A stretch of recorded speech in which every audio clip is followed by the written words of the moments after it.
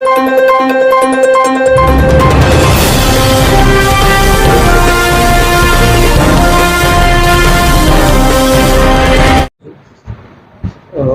बहादुरगढ़ के वासियों को और मीडिया के मेरे सभी साथियों को मेरा नमस्कार।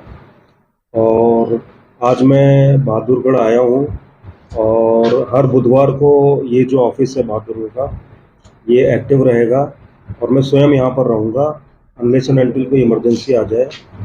और जैसा कि हमेशा हरियाणा पुलिस का, हमारी समस्त जज्जर पुलिस और मेरा, हम सबका ये लक्ष्य है कि एक सेवा की भावना से हम जो है लोगों को सेवा दें अच्छे से, और उनके अंदर एक सुरक्षा की भावना रहे और एक सहयोग की भावना रहे आपसी लोगों के बीच में, हमारे बीच में, मीडिया के बीच में। ठीक है, चाहे वो सूचनाओं का आदान प्रदान हो या जो भी हमारे सकारात्मक कार्य हों वो लोगों तक पहुँचे, या जो हमारा फीडबैक है जहाँ कमी होती है वो भी हम पर आए, जिस पर हम तक पहुँचे, जिससे हम उन पर कार्य कर सकें। तो हमेशा मेरा प्रयास रहेगा कि लोगों के साथ जुड़कर उनकी समस्याओं का त्वरित निराकरण हो, जो क्राइम हो उसको प्रिवेंशन के लिए ज़्यादा से ज़्यादा हम स्टेप उठाएं, और अगर कोई क्राइम होता है तो उसका जल्दी से जल्दी डिटेक्शन हो, और जो भी उसमें अपराधी है उसके खिलाफ सख्त से सख्त कानूनी कार्रवाई हो, और लोग जो हैं वो संतुष्ट होकर जाएं हमारे पास। मैंने सारे हमारे जो थाना प्रभारी भी हैं, हमारे जो डीएसपी साहिबान हैं, उन सबको मैंने पहली मीटिंग में इंस्ट्रक्शन दिया है कि आप लोगों को अच्छे से सुनें, उनकी समस्याएं जो हैं उनको समझें, और जो भी जो कानून के अंदर जो भी उनका निराकरण हो सकता है उसका टाइमली निराकरण करें। लोग परेशान होते रहते हैं, वो इधर उधर घूमते ना रहें। अगर नहीं होता तो वो बात भी उनको बताएं कि ये जो है एज पर जो पुलिस का जो मैंडेट है उसमें नहीं आता।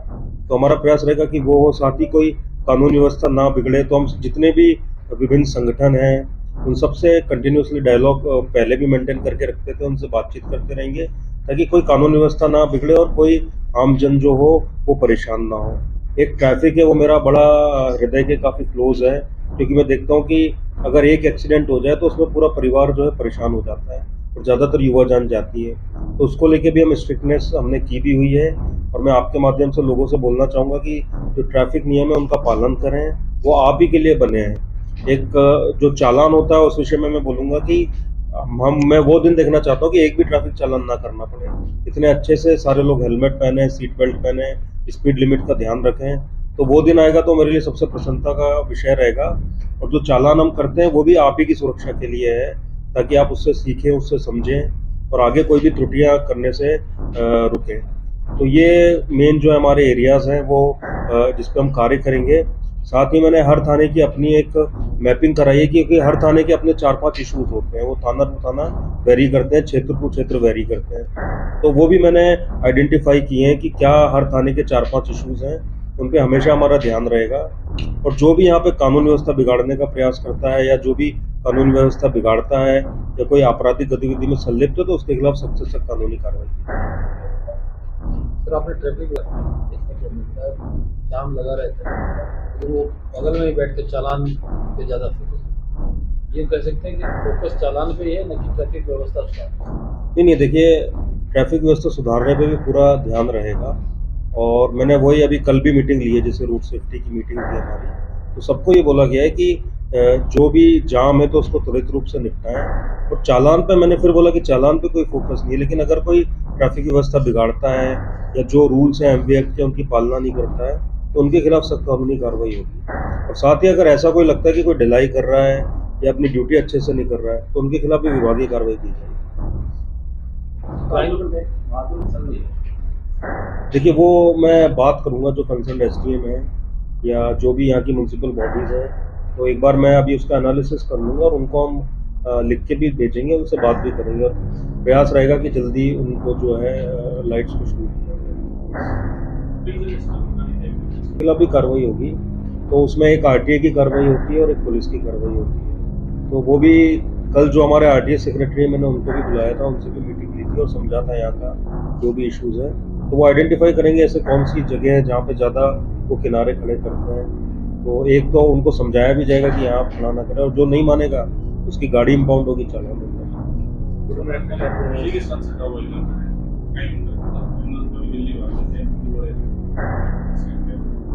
देखिए, उसमें मेरी ऑलरेडी जो वहाँ पे हमारे जॉइंट जो एडिशनल डीसीपी हैं और डीसीपीज हैं उनसे लगातार बात जारी है।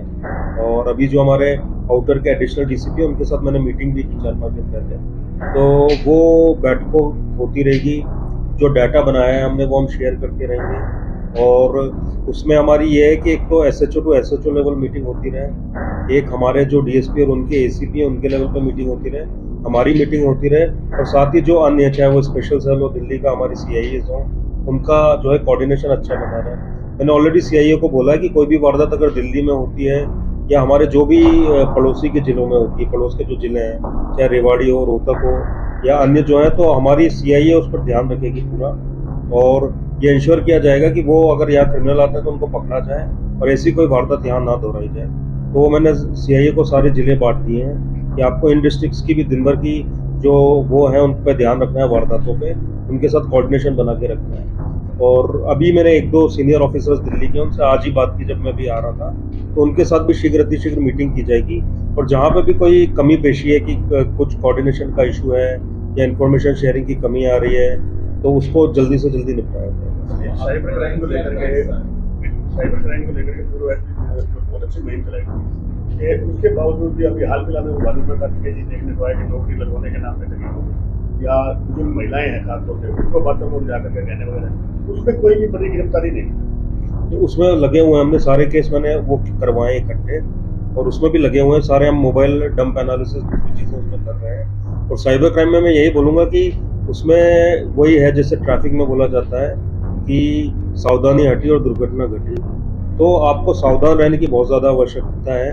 या डॉक्टरी भाषा में बोला जाता है कि prevention is better than cure, यानी अगर आप अपने स्वास्थ्य का पहले से ध्यान रख लेंगे तो कोई बीमारी नहीं आएगी। तो वही साइबर क्राइम पे अप्लाई होता है कि थोड़ा सा सब लोग जागरूक रहें, कोई भी फर्जी ओटीपी, कोई भी फर्जी आपका कोई भी लिंक आती है उस पर क्लिक ना करें। बार बार हम लोग एडवाइजरी भी जारी करते हैं, बार बार अवेयरनेस कैंपेन भी चलाते हैं, और ज़्यादा हम उसको चलाएंगे। तो अगर थोड़ा सा लोग सतर्क रहें अपने बैंक अकाउंट्स के बारे में, अपने यूज़र नेम पासवर्ड के बारे में, अपने ओटीपीज के बारे में, तो आप 99% जो साइबर क्राइम है उसको होने से रोक सकते हैं।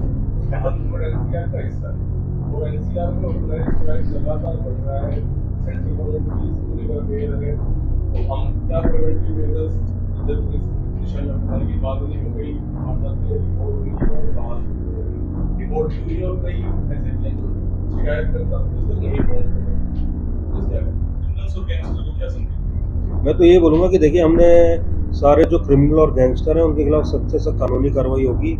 और यहाँ अगर कोई भी वारदात करता है तो हम उसमें जो भी उस गैंग को चला रहा है, चाहे वो जेल में हो चाहे कहीं भी बैठा हो, यानी कि मेन जो उसका व्यक्ति है, कई बार उनके छोटे छोटे यहाँ पे वो रहते हैं जो युवा, उनसे वो वारदात करवाते हैं और फिर वो भाग लेते हैं। तो ऐसा नहीं होगा कि सिर्फ हम उनको अरेस्ट करेंगे, हम जो बड़े क्रिमिनल्स हैं उनको भी यहाँ पे लाएंगे, उनके खिलाफ भी सख्त से सख्त जो है कानूनी कार्रवाई करेंगे। और मैंने सारे एसएचओस को बोल दिया है कि आप उसको ट्रेस करें, इंश्योर करें कि जो रूट है जो करवा रहा है उसका, जो उनको सपोर्ट कर रहा है, उनके खिलाफ सख्त से सख्त कानूनी कार्रवाई हो। और ना सिर्फ गैंगस्टर बल्कि अगर और कोई, चाहे उनका कोई रिश्तेदार हो चाहे कोई उनका मित्र है, अगर वो किसी भी प्रकार का उनका सपोर्ट कर रहा है तो उनके खिलाफ भी हम सख्त से सख्त इसमें कानूनी कार्रवाई करेंगे।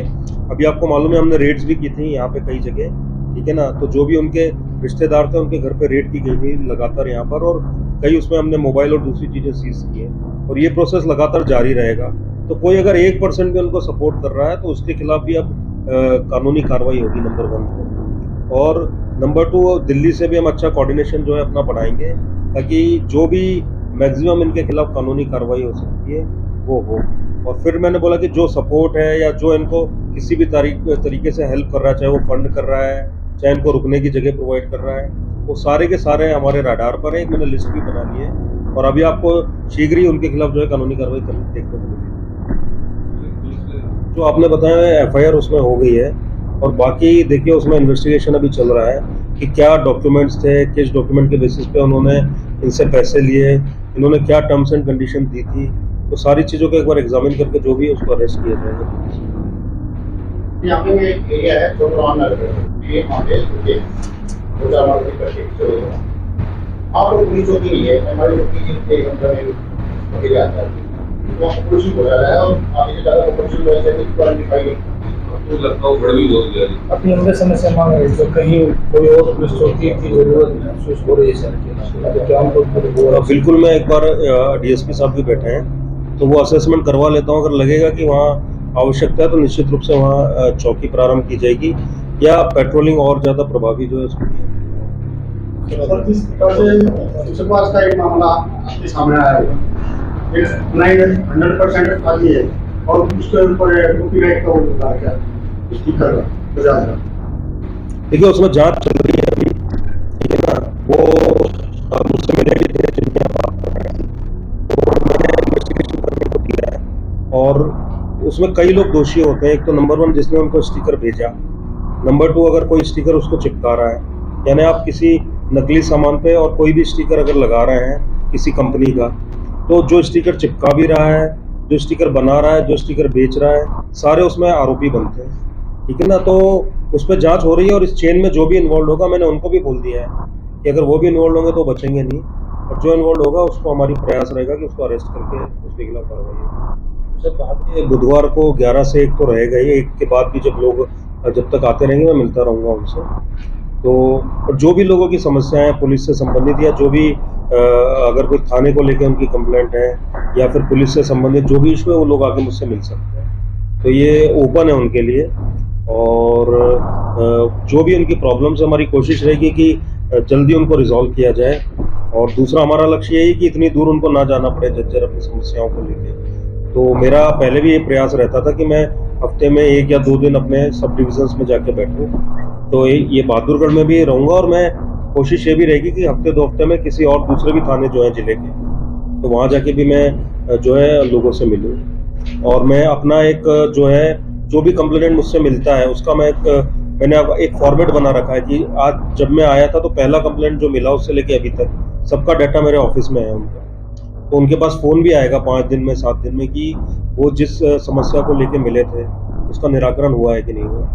तो वो मैंने डायरेक्शन भी दे दी है अपने कंप्लेंट ब्रांच को। और यहाँ भी जो भी मिलेगा हमारा प्रयास रहेगा कि उनकी समस्याओं का त्वरित निराकरण हो, जितना जल्दी से जल्दी हो सकता है, उनको परेशान ना होना पड़े। और फिर मैंने बोला है कि एक उनके लिए भी हम दूरी मिटाना चाहते हैं जो पुलिस और पब्लिक की है, इसलिए मैं स्वयं यहाँ आके बैठ रहा हूँ ताकि इतना दूर उनको ना जाना पड़े। क्योंकि अगर एक व्यक्ति झज्जर जाता है, मुझे लगता है तो कम से कम आधा से 1 दिन उसका उसी में निकल जाता है, ठीक है ना। जिसके पास खुद की गाड़ी नहीं है वो पहले कोई गाड़ी पकड़ेगा, अगर डायरेक्ट बस मिल गई तो ठीक है, नहीं तो 2 जगह उसको चेंज करना पड़ेगी। तो मेरा प्रयास ये है कि मैं यहाँ हूँ, आप लोग यहाँ आके मिलें। हर शिकायत की बिल्कुल मॉनिटरिंग होती है।